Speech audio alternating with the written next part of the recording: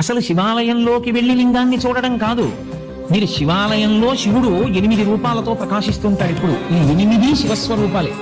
శివాలయం యొక్క గోడ కనపడింది అనుకోండి, శివుడు కనపడింది.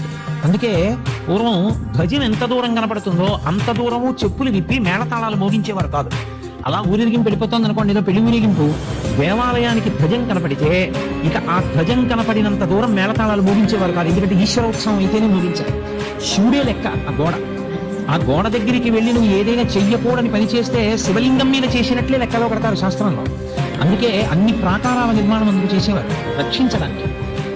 ఇది శివాలయం యొక్క ప్రాకారము శివుడు, శివాలయం యొక్క గోపురము, పెద్ద ఆలయ గోపురం ఉంటుంది, ఆ ఆలయ గోపురము శివుడు, ధ్వజస్తంభము శివుడు.